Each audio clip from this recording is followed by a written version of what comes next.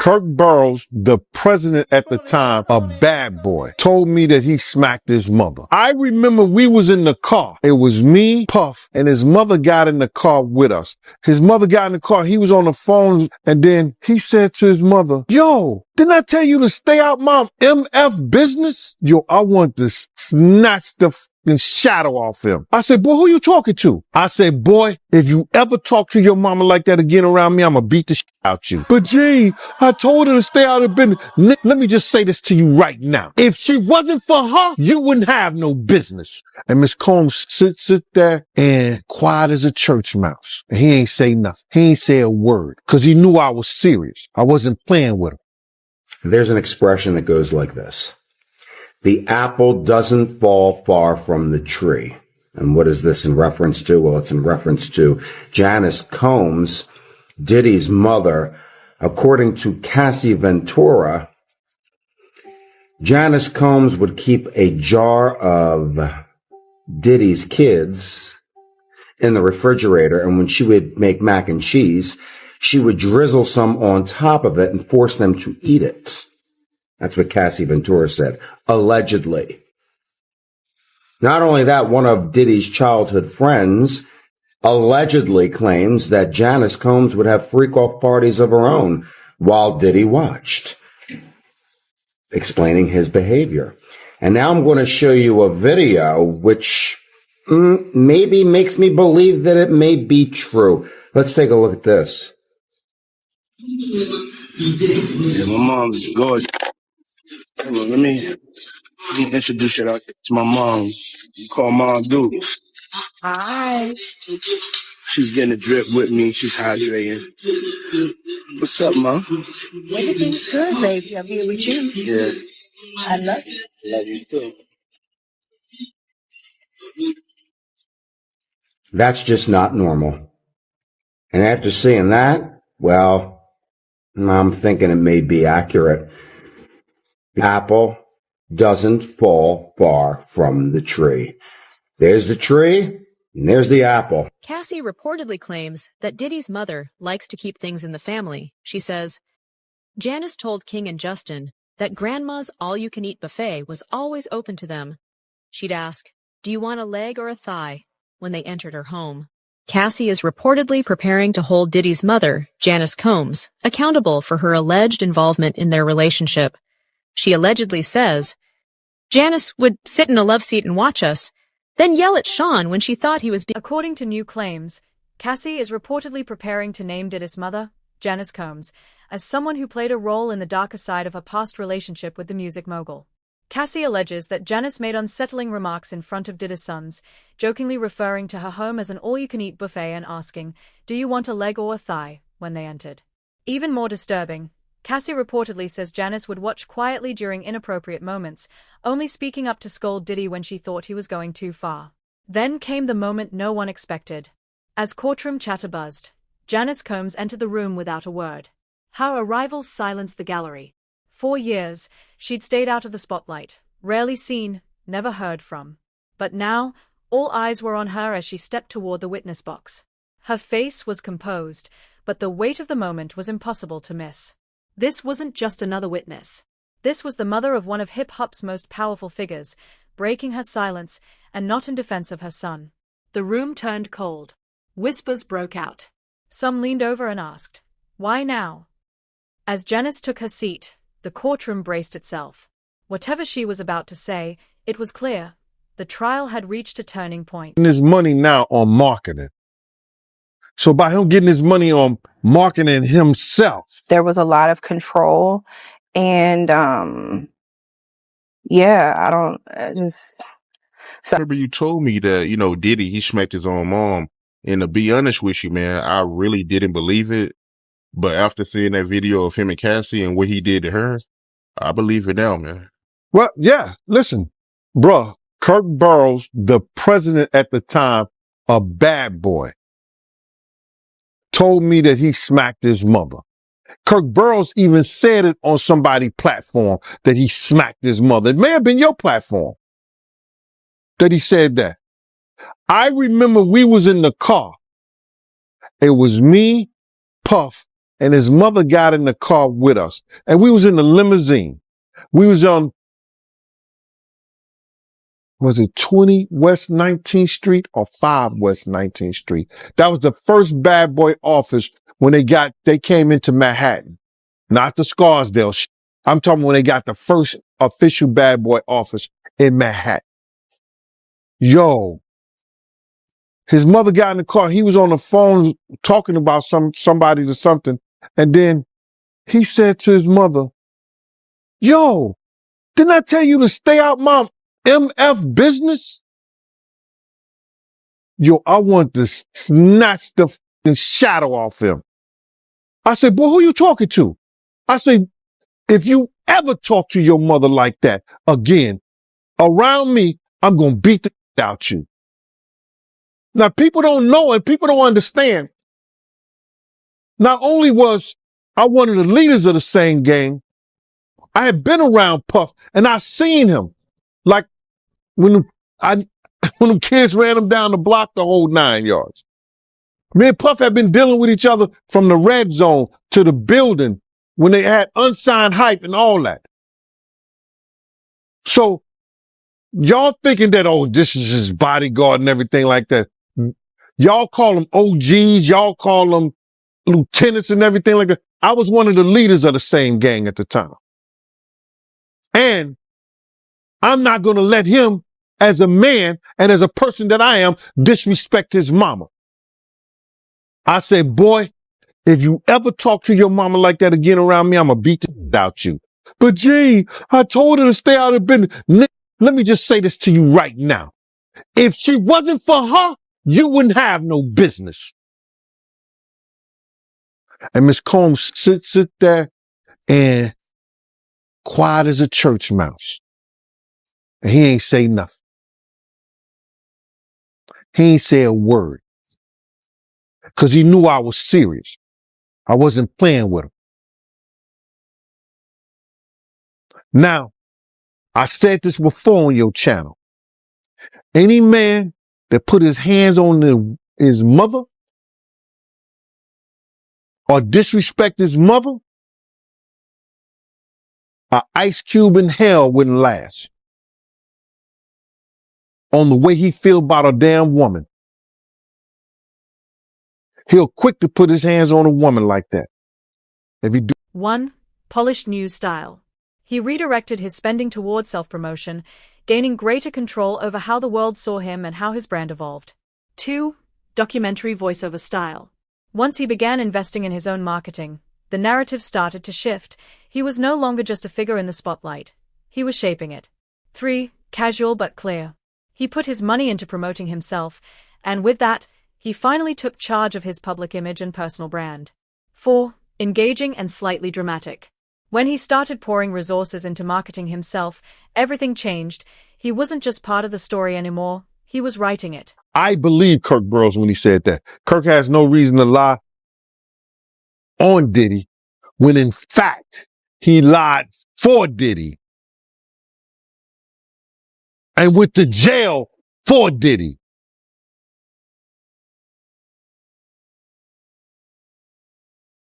The way they explained it, that, yo, he beat that woman till she was crawling up under a car, man. No matter how small she was crawling up under the car, man. You got to be real scared, man. That's crazy. I know it ain't funny, but it's crazy.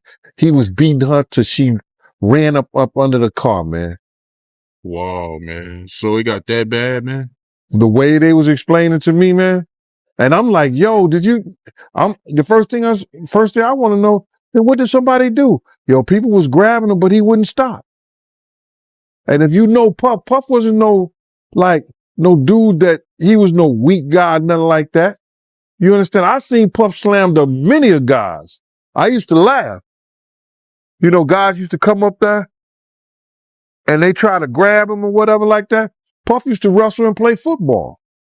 So I seen him grab some street dudes that thought they was like that, and he put them on their back quick. No Diddy. Misa was a little thing, beautiful little woman, but Misa was like, cause I used to when I left Bad Boy, check this out. And people don't know this. When I left when I stopped working for Puff, I started working for Misa.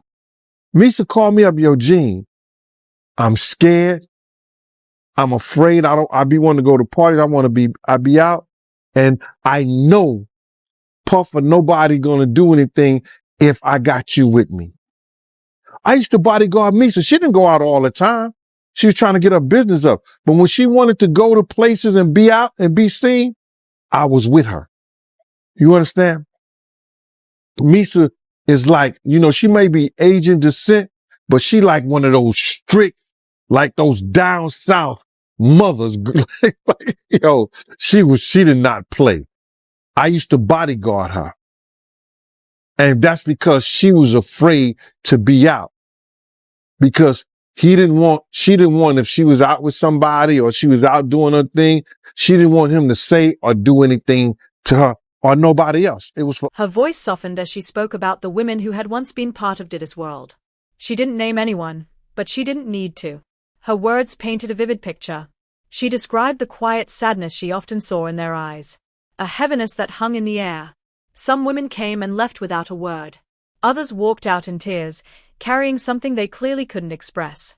I didn't want to believe what I was seeing, she admitted, her eyes filling with emotion. I should have asked more questions. Her guilt was quiet, but raw. In that moment, the public image of Diddy's relationships, the red carpets, the headlines, the luxury, faded. What remained was something far more painful. A string of women who left not with closure, but with wounds they were never allowed to explain. Difficult to reflect on the darkest times in your life. But sometimes you got to do that. I was up. I hit rock bottom. But I make no excuses. My behavior on that video is inexcusable. I take full responsibility for my actions in that video. I'm disgusted. I was disgusted then when I did it. I'm disgusted now. I went and I sought out professional help. I had to go into therapy and go into rehab. Had to ask God for his mercy and grace.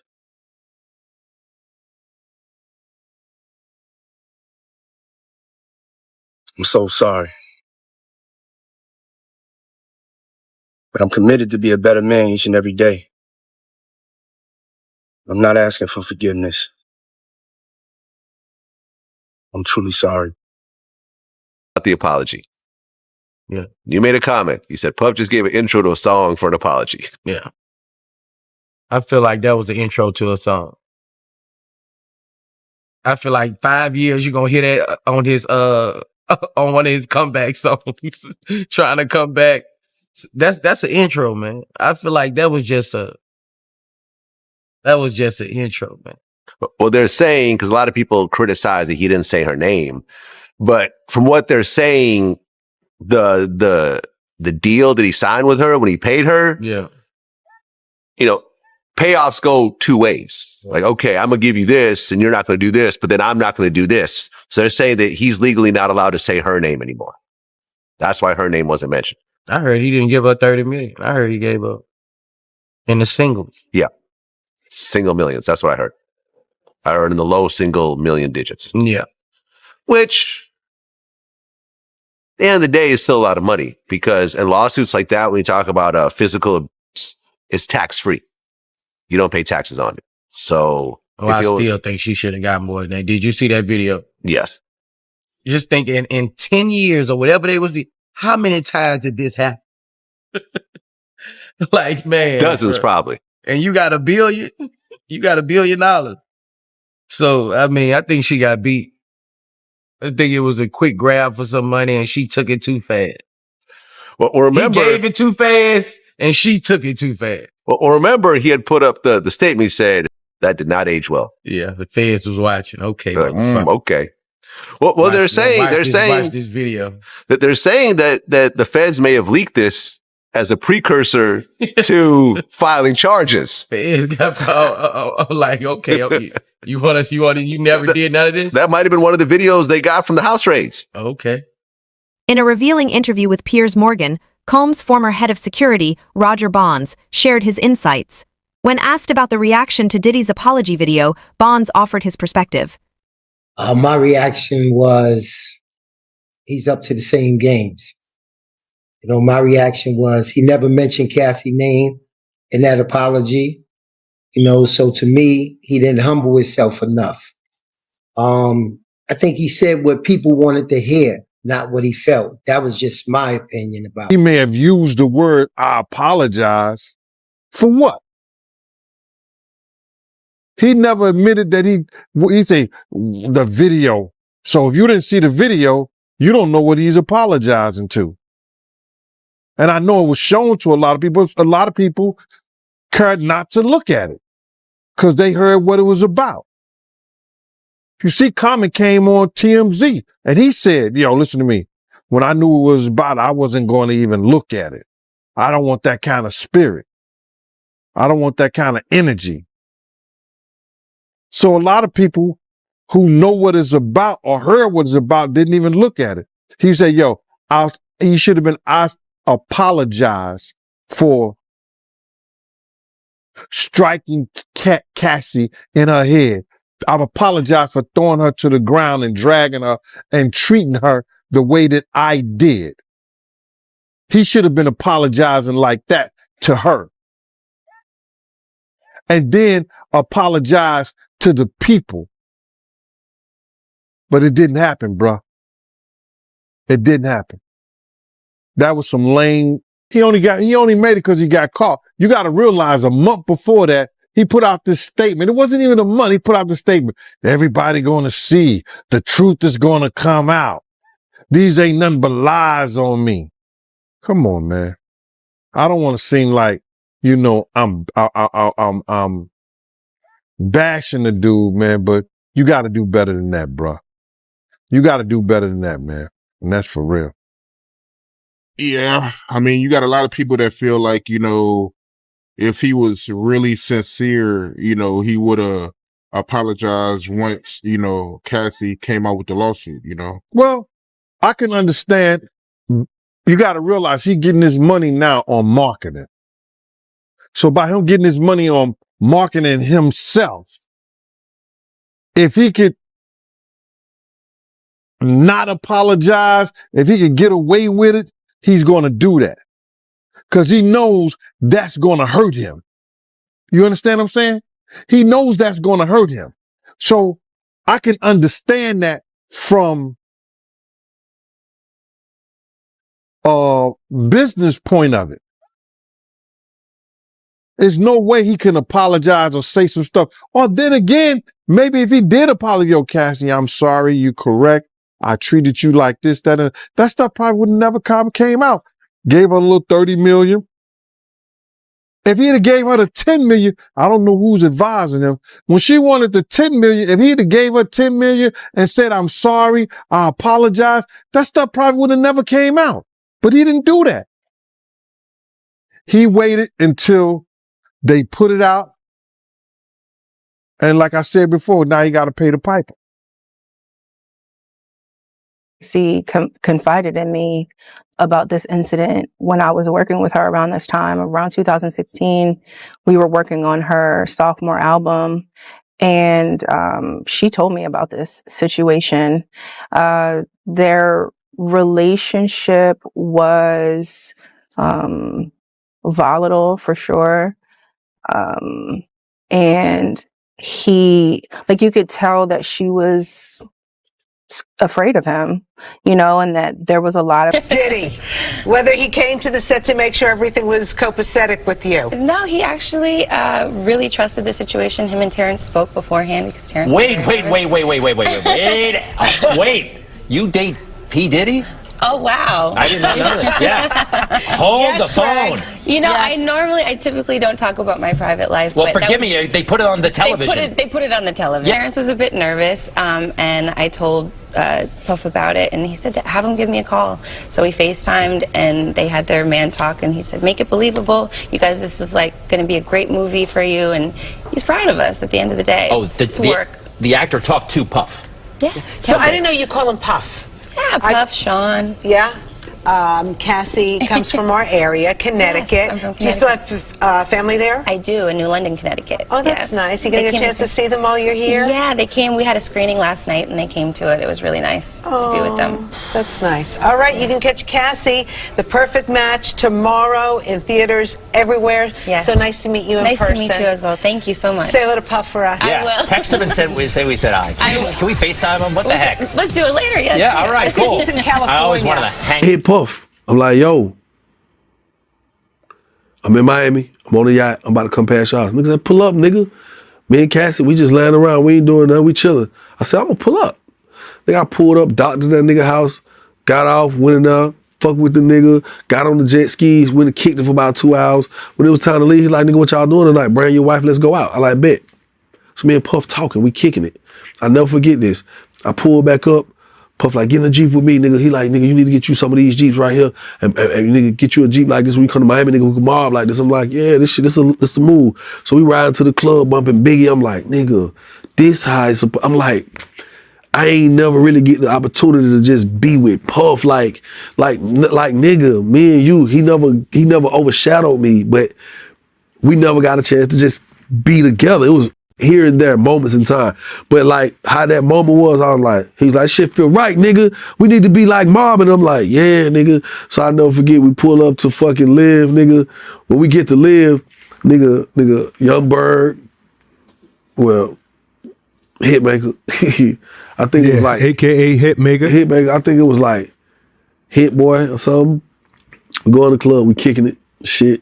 I'm like, damn, this what's up. The nigga Puff is on the goddamn, he on the shit, the bar where everybody perform at in front of the DJ and shit. And he going crazy. This bitch lit. You remember Scarface when that white woman was coming down the escalator? Yeah. He was in that man's house and he saw that man's wife and was like this. I was watching Puff. The nigga Puff was looking up there. He saw this white woman. It was bottles on bottles on bottles around her. It was lit. Puff jumped out. Me and Cassie sitting next to each other. My wife right here, Cassie right here. The nigga jumped off the bar, came over and said, yo, Cassie, tomorrow, I want you to shave the side of your head. And I was like,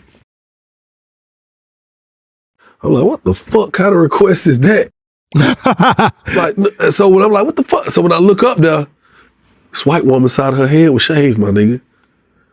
And the bitch looked good with it. So I was looking at Cass. I was like, I was like, you're not about to do that, are you? She said, well, I mean, whatever Sean wants, I'm going to do. The entire courtroom went still as she slowly pulled a small notebook from her purse. It wasn't a prop. It was her personal journal.